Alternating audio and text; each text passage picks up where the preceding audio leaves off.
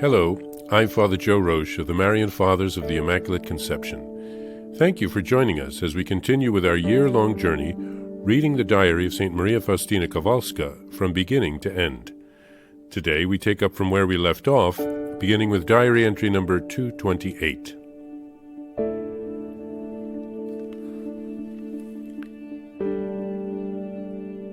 O Jesus, hidden in the Blessed Sacrament. You see that in pronouncing my perpetual vows, I am leaving the novitiate today, Jesus. You know how weak and little I am, and so from today on, I am entering your novitiate in a very special way. I continue to be a novice, but your novice, Jesus, and you will be my master to the last day. Daily I will attend lectures at your feet. I will not do the least thing by myself without consulting you first as my master. Jesus, how happy I am that you yourself have drawn me and taken me into your novitiate, that is to say, into the tabernacle. In making my perpetual vows, I have by no means become a perfect nun. No, I am still a weak little novice of Jesus, and I must strive to acquire perfection as I did in the first days of the novitiate, and I will make every effort to keep the same disposition of soul which I had on that first day the convent gate opened to admit me. With the trust and simplicity of a small child, I give myself to you today, O Lord Jesus, my Master.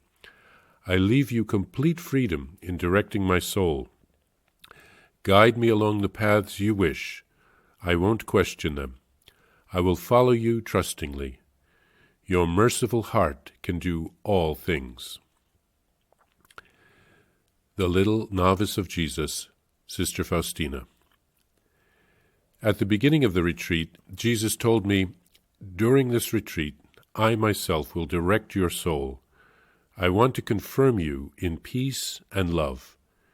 And so the first few days passed by. On the fourth day, doubts began to trouble me. Is not this tranquility of mind false? Then I heard these words, "My daughter, imagine that you are the sovereign of all the world, and have the power to dispose of all things according to your good pleasure.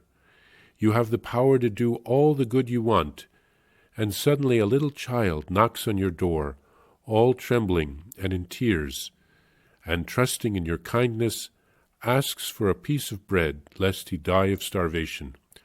What would you do for this child? Answer me, my daughter." And I said, "Jesus, I would give the child all it asked and 1,000 times more." And the Lord said to me, "That is how I am treating your soul.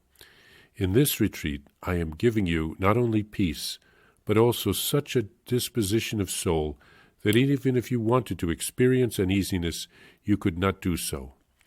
My love has taken possession of your soul, and I want you to be confirmed in it. Bring your ear close to my heart. Forget everything else and meditate upon my wondrous mercy. My love will give you the strength and courage you need in these matters." Jesus, living host, you are my mother. You are my all. It is with simplicity and love, with faith and trust, that I will always come to you, O Jesus. I will share everything with you as a child with its loving mother, my joys and sorrows, in a word, everything. No one can comprehend what my heart feels when I meditate on the fact that God unites me with himself through the vows. God makes known to me, even now, the immensity of the love he already had for me before time began.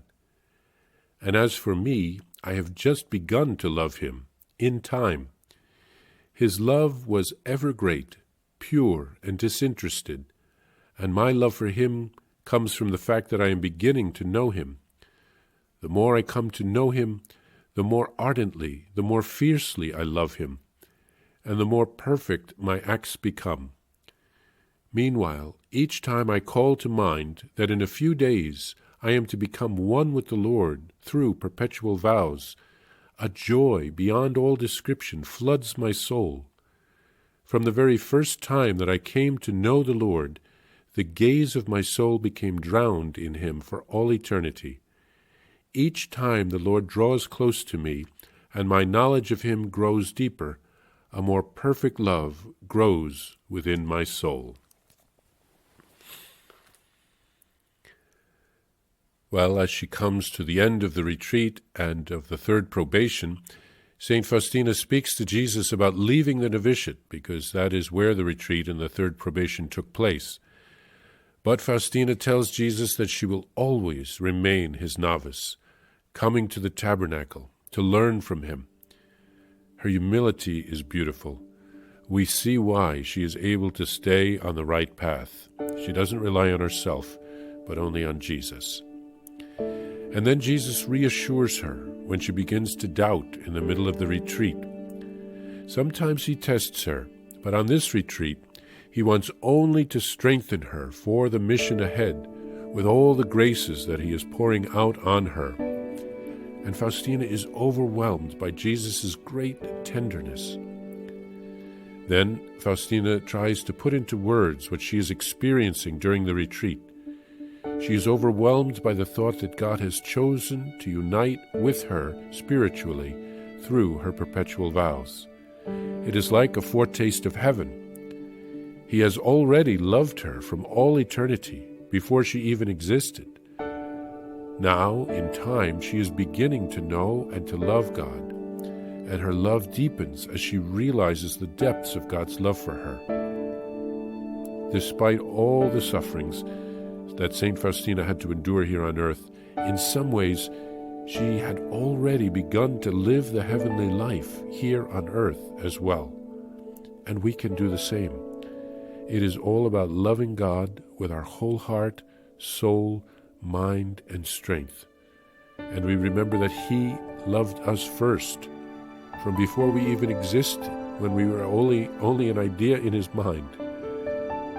And our love for him is a response, a thanksgiving for all that we have received from him.